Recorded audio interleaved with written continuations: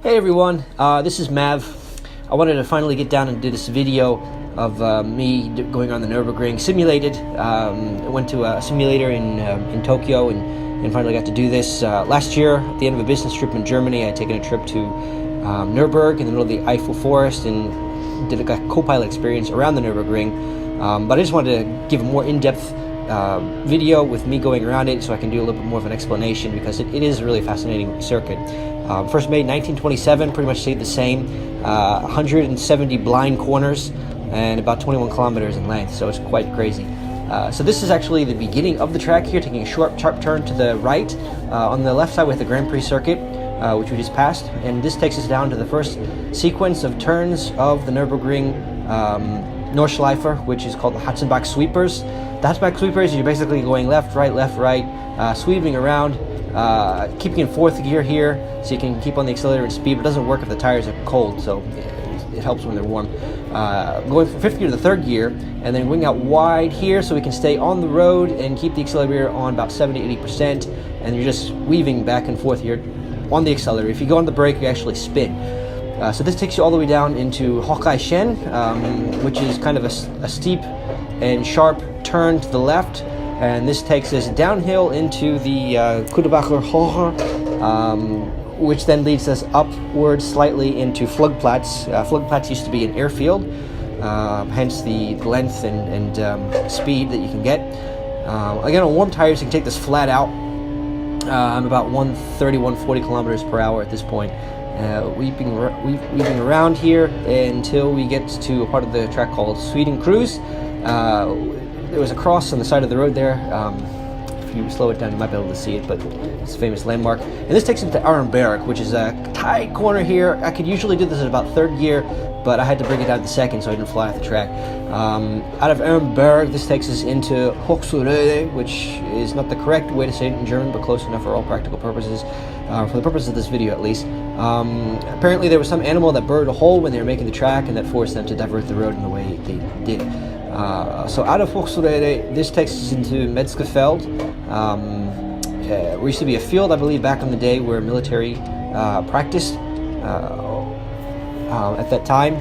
Out of Metzgersfeld, this takes us around the corner here, going from fifth gear, staying in fifth gear, and just gliding it around the apex of that corner and then flying off the road, and then slowing down to about second or third gear until we dive into Colin Hard, which is this part of the track. And again, Colin Hard is means barren and cold, I believe, in German. It was just to describe the landscape at the time. And this wraps us around, I guess, Recifen, which is this kind of round part of the track. Very wobbly,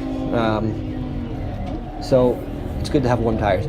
This is my favorite part of the track because you have the mountains in the background and you're just on the accelerator right around that curve all the way down to this next sequence, which is called Exmüller. It used to be a mill back in the day, and back into the third gear, around the edge of that, and then inside, and then up towards probably the steepest part of the track here, Bergwerk, I believe. And then this takes us around to a famous part of the track in terms of the pilot in 1976 German Grand Prix, Niki Lauda. That was his famous spot where he had his accident. And into Kesselchen. So Kesselchen, you're winding up. You're getting faster and faster and faster from fourth gear into fifth gear eventually, and then you're just on the accelerator all the way around. You have this kink of the road coming up, which if you get it just right, you can stay on the accelerator, especially with warm tires. Don't recommend it with cold tires. And you're just flying all the way into the sixth gear and enjoying the scenery until we get to this part of the track, which is a bit of a tighter kink. So back into fifth gear, keeping as close to the apex as possible so you can get the momentum of the car with the speed going and get your time as short as possible. Another kink on the right there, and then we're slowing down from fifth gear all the way from fourth to third, and then eventually to second as we wind our way around a famous part of the track here called the Caracciola Carousel, after the pilot Caracciola, who was one of the first guys to win the Nürburgring race back in the day. It's a semicircle, half circle kind of turn here, staying in second and then pulling out of it as quick as possible, because this next sequence of turns requires us to be at a medium to high speed. Fourth to fifth gear here, so we don't fly off the road. Again, this is maintaining traction. And then down to third as we wind our way up and around Hawkeye to this next part of the track, which is called Wippermann. Almost there.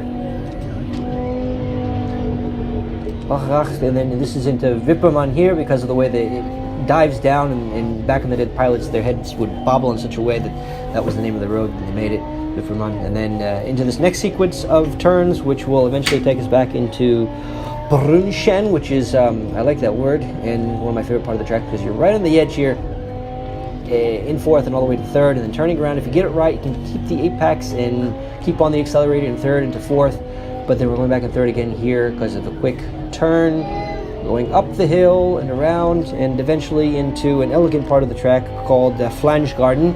It's just left, right, and then gong, down right there. You have to brake before you actually fall, and then stay in fourth, looping around here into fifth.